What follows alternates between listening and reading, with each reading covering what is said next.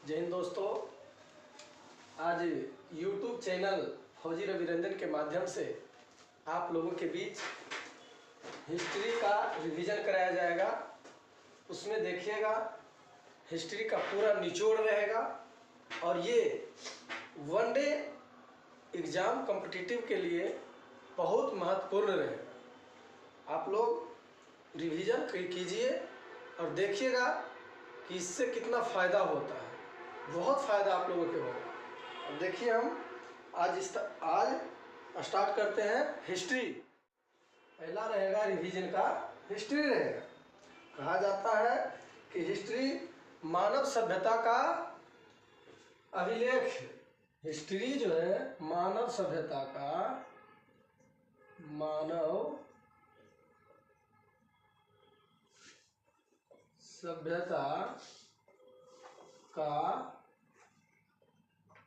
अभिलेख।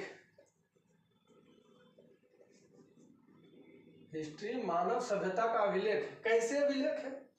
क्योंकि इससे ये पता चलता है कि मानव की उत्पत्ति कैसे हुई, मानव अपने तरह से कैसे विकास किया और विकास करके आज यहाँ तक कैसे पहुँचा। तो ये इसीलिए कहा जाता है कि इतिहास मानव सभ्यता का अभिलेख है। इतिहास मानव सभ्यता का अभिलेख है। कुछ वैज्ञानिक भी थे जिन्होंने हिस्ट्री को लिखे। एक वैज्ञानिक थे हेरोडोटस। वैज्ञानिक का नाम था हेरोडोटस।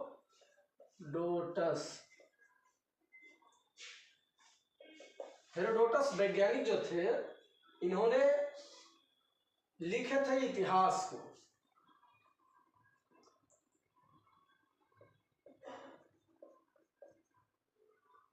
इतिहास को लिखे, जाने, इसके बारे में लिखे और बताए। इसीलिए इतिहास का जनक हेरोडोटस को कहा जाता है।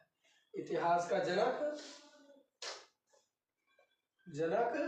हेरोडोटस को कहा जाता है, या इसी को इतिहास का पिता भी कहा जाता है, या हेरोडोटस को ही इतिहास का जन्मदाता कहा जाता है। इसके आधार पर बहुत सारे विचार देने वाले आए, बहुत सारे विचारक विद्वानों आए और सब अपना अपना इतिहास के बारे में मत दिए थे। जिसमें से एक थे वेकन, एक विद्वान थे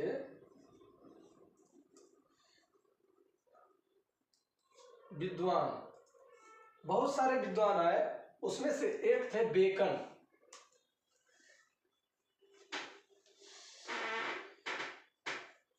बेकन विद्वान जो थे, इनका कहना था कि इतिहास मनुष्य की बुद्धिमत्ता बताता है।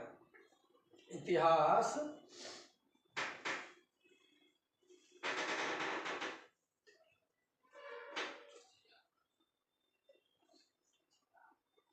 मनुष्य का बुद्धिमान बनाता है।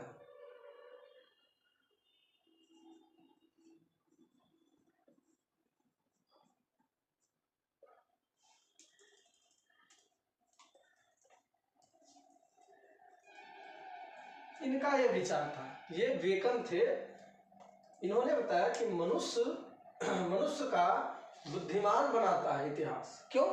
क्योंकि इतिहास को, जिसे इतिहास क्या है, जो पहले बीत चुका है उसके बारे में जानकारी लेना।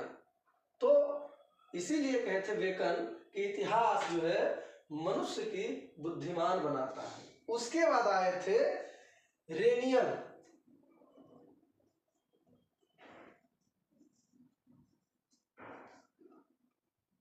आए थे। इन्होंने क्या कहे थे? इन्होंने कहे थे इतिहास एक कहानी है। इतिहास क्या है? इतिहास एक कहानी है।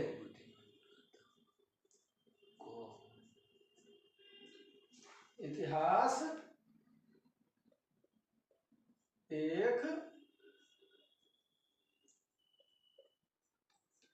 कहानी है।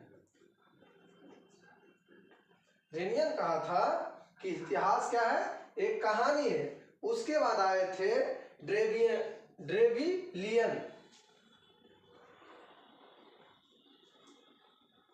उसके बाद कौन आए थे? ट्रेबेलियन।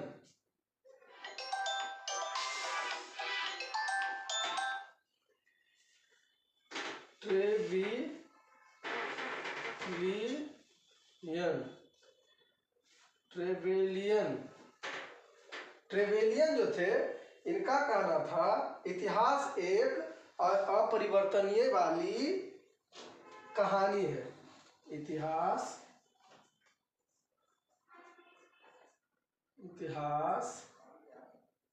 एक अपरिवर्तनीय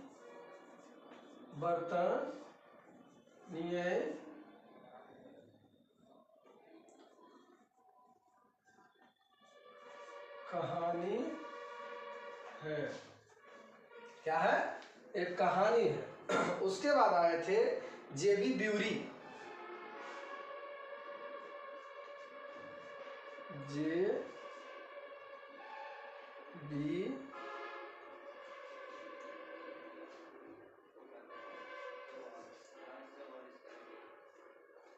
जेबी ब्यूरी, इनका कहना था इतिहास विज्ञान है, न इससे कम न इससे ज्यादा। इतिहास विज्ञान है। इतिहास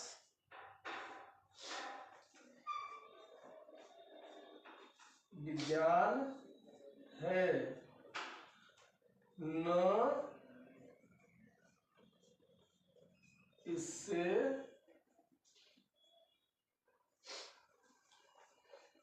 ज्यादा, न इससे कम, न इससे कम। ये कहते जेबी ब्यूरी। उसके बाद आए अलबरूनी।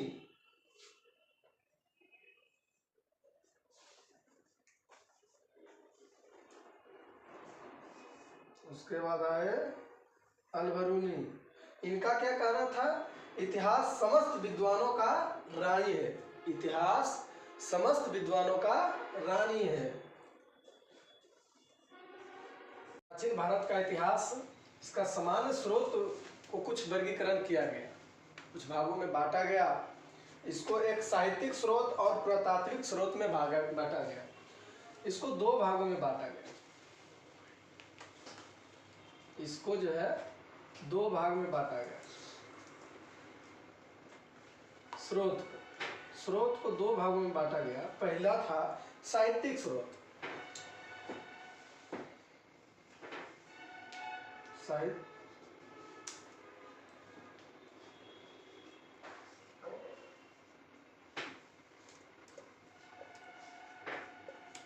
स्रोत, और दूसरा था पुरातात्विक स्रोत।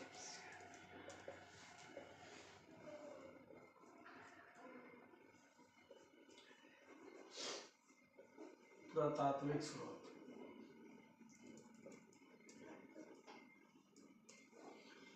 साहित्यिक स्रोत का मतलब होता था कि इसमें धर्म के बारे में, कर्म के बारे में, जैसे जिससे जो भी धर्म आएगा वो सब धर्म इसके बारे में अपना अपना स्रोत बताएंगे।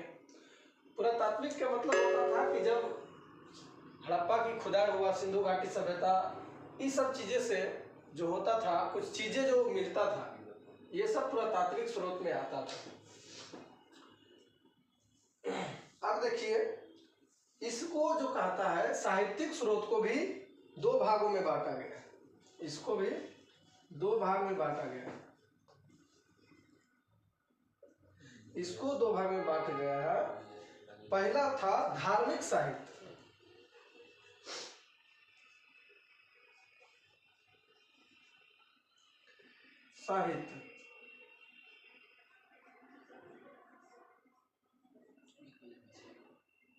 और दूसरा था धर्मेत्तर साहित्य।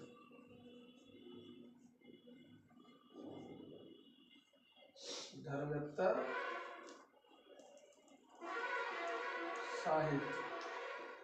देखिए, धार्मिक स्रोत में कहा जाता है कि ब्राह्मण, जैन, बौद्ध, इन सब चीजों के बारे में हमको जो पढ़ना होता है वो धार्मिक साहित्य में और धर्मेत्तर साहित्य में कहा जाता है। इसमें राजनीतिक शास्त्र है ना, अर्थशास्त्र, वृत्तांत लिखने, विदेशी यात्री, इस सब को जो जानकारी मिलता है वो सब धर्मेत्तर में मिलता है। धार्मिक साहित्य में जैन धर्म,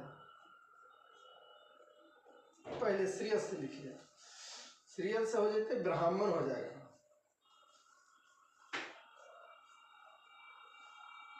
उसके बाद जैन, उसके बाद बौद्ध, क्या आ जाएगा, बौद्ध। इन सब चीजों का जो पढ़ना होता है वो धार्मिक साहित्य में पढ़ना होता है। और धर्मेत्तर में जो पढ़ा जाता है इसमें अर्थशास्त्र,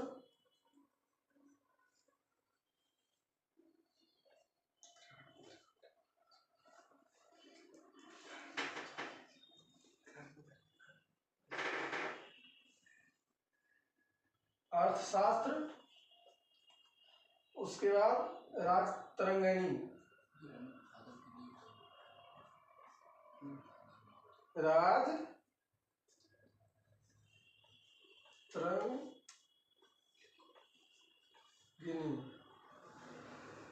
राजतरंगिणी आदि, जैसे हो गया वृत्तांत,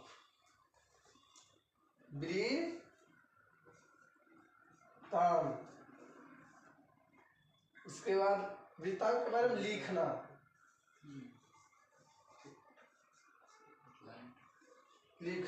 पढ़ना, या विदेशी आया,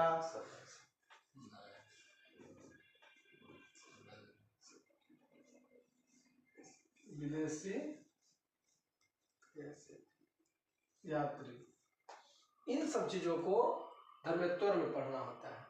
अब आप पहले इसको लिख लीजिए, उसके बाद फिर दूसरा रिकॉर्डिंग ऑफ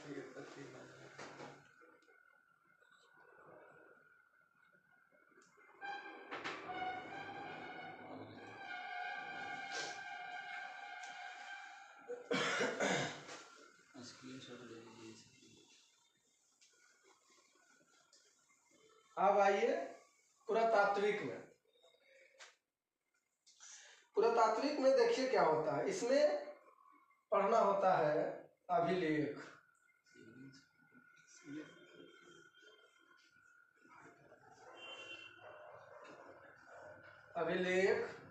सिक्का,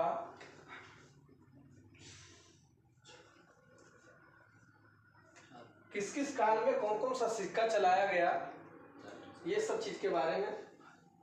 फिर उसके बाद मूर्तियां,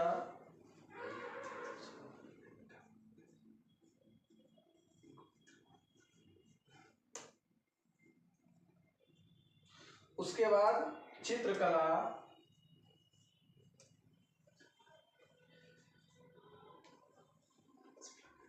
उसके बाद स्थापत्य,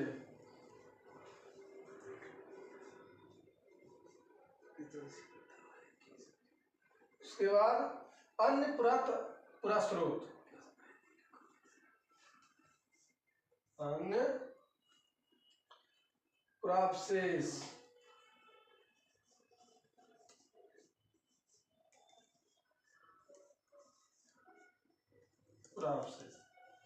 ये सब चीजें पुरातात्विक स्रोत में पढ़ने का है। इसको भी लिख लीजिए या शॉर्ट स्क्रीन भी ले सकते हैं, शॉर्ट स्क्रीन भी ले लीजिए, मिटा देते हैं।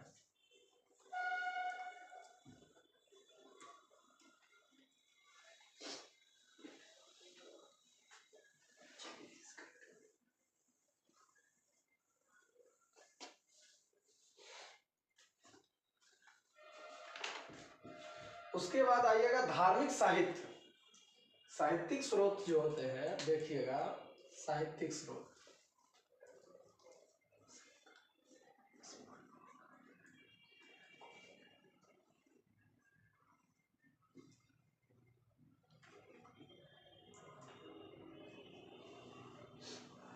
साहित्यिक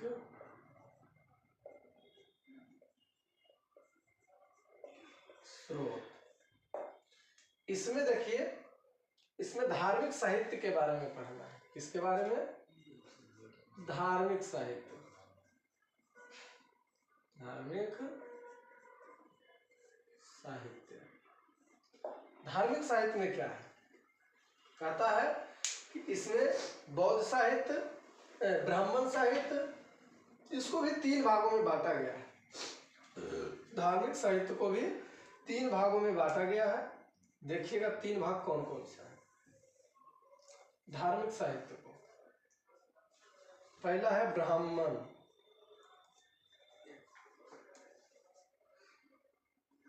साहित्य।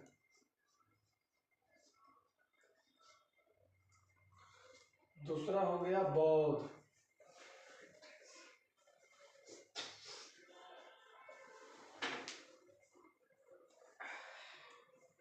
और तीसरा हो गया जैन।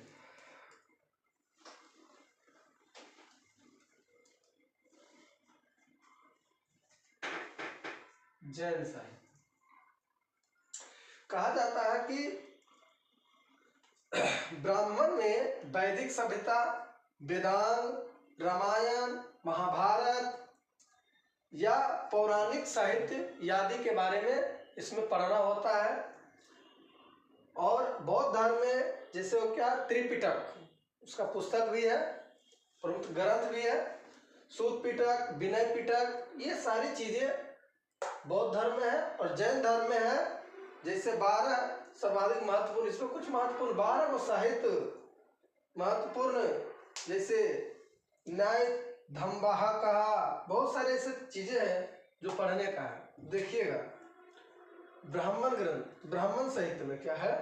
वैदिक साहित्य।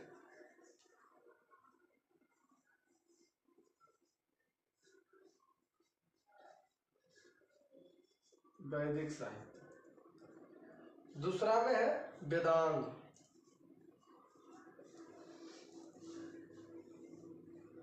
तीसरा में पढ़ने का है रामायण।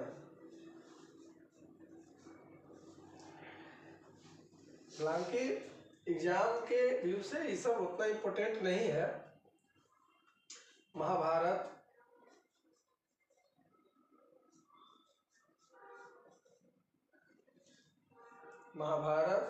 और पौराणिक साहित्य।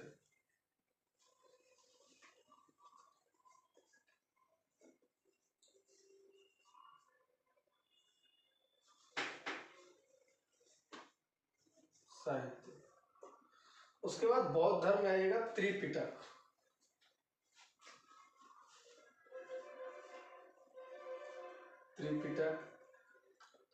उसके बाद आएगा सूत पिटक।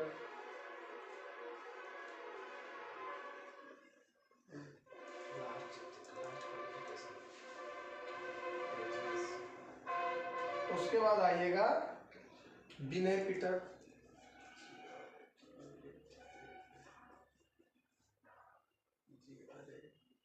उसके बाद अभिधम पिटक।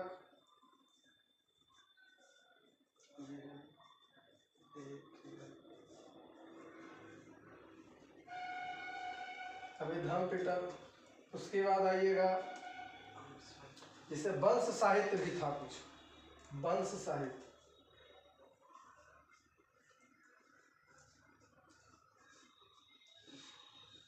वंश साहित्य में क्या था? वंश साहित्य में लिख देते हैं इधर,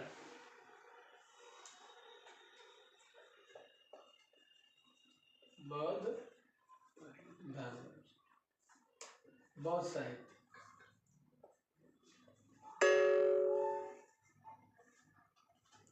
बौद्ध साहित्य में देखिएगा क्या है, वंश में, वंश साहित्य, इसको यहां लिख देते हैं। उसमें देखिएगा जिसे था दीप वंश। क्या था? दीप वंश था। उसके बाद था महावंश।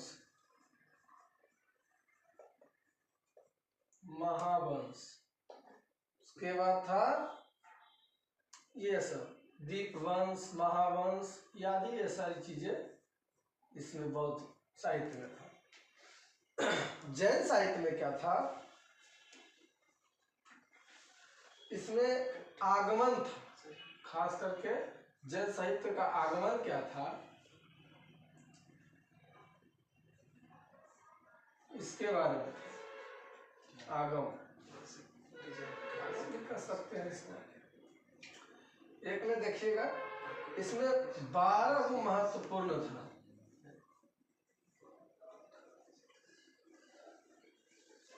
महत्वपूर्ण बात है, चलिए इसके बारे में देख लीजिएगा। देखिए आचार पहला था,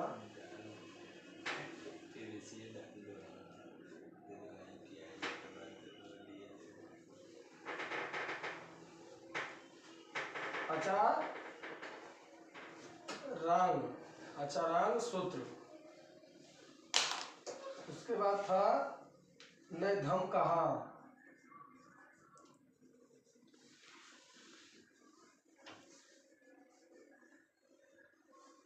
उसके बाद था उपवाग दशाओं,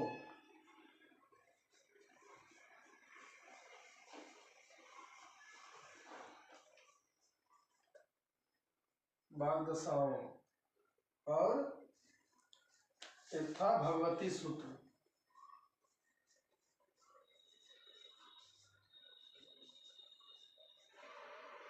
भगवती सूत्र ये जैन धर्म के जो साहित्य जो है इन चीजों में मिलता है, इस चीजों में वर्णन है। इस चीज में लिखा है, इसे भगवती सूत्र हो गया, उपवास दासों में हो गया, नए धम कहा में हो गया, आचार रंग सूत्र में भी हो गया। ये सब चीजें में जैन धर्म के बारे में मिलता है, बौद्ध धर्म के बारे में ये मिलता है, ब्राह्मण साहित्य में ये मिलता है। तो ये सारी चीजें इस चीज में मिलता है, जानकारी मिलता है इस जैन साहित्य के बारे में। इसमें बौद्ध साहित्य के बारे में जानकारी मिलता है, इसमें ब्राह्मण साहित्य के बारे में जानकारी मिलता है। तो ये सब चीजें हैं। इससे बौद्ध साहित्य के बारे में, इससे कुछ वंश भी हुआ करता था। ये वंश था, दीपवंश था और महावंश आदि, ये सब चीजें इस चीज में मिलता है। इसको नोट कर लीजिएगा या शॉर्ट स्क्रीन ले लीजिए, फिर आगे बताएंगे। कहा जाता है कि विभिन्न टाइमों में विभिन्न प्रकार के विदेशी यात्री हमारे भारत में आए हैं। जैसे यूनानी हो गया, चीनी हो गया और अरबी हो गया। यूनानी में एक यात्री थे हेरोडोटस, वो भी भारत आए हैं। निरियाकस भी आए हैं भारत, मेगास्थनीज भी आए हैं भारत, प्लूटार्क भी आए हैं, एरियन भी आए हैं, स्ट्रेबो भी आए हैं और प्लिनी ज्येष्ठ और एक टोमली थे। ये सभी यूनानी यात्री भारत आए थे। उसके बाद देखिएगा कुछ चीन के भी यात्री भारत आए थे, उसका नाम था फाहियान।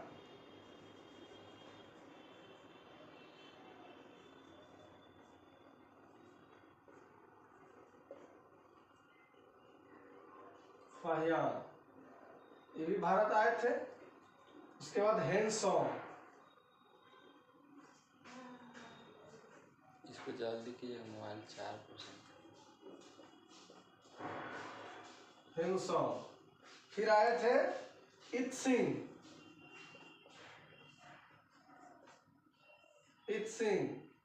उसके बाद आए थे सुंग यून, उसके बाद आए थे, ऐसा ही बहुत सारे आए थे, लेकिन इन सभी को पढ़ना थोड़ा इम्पोर्टेंट है इसलिए इनको लिखा गया है। फिर अरबी में आए थे, जिससे आए थे इब्न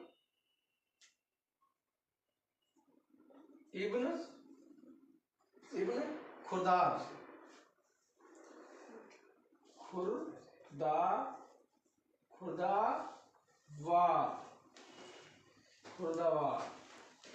उसके बाद आए थे सुलेमान,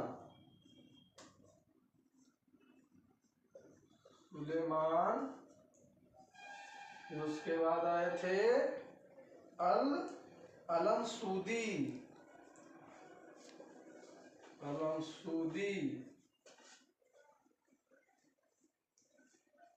इसके बाद आए थे अल-बरूनी।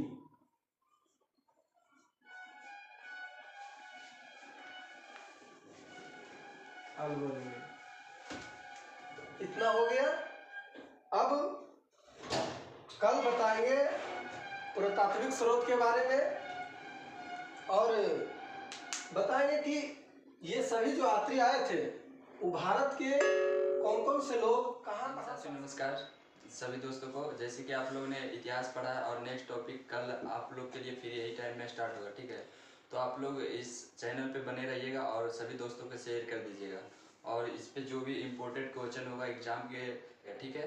तो और जैसे कि आप लोग को आर्मी जीडी और एसएससी जीडी के लिए नोट्स तैयार किए हैं हम, ओनली 99 रुपये चार्ज है इसका, ठीक है। तो आप लोग एक बार नोट्स लेके देखिए और इससे 100% क्वेश्चन एग्जाम में आएगा, ठीक है।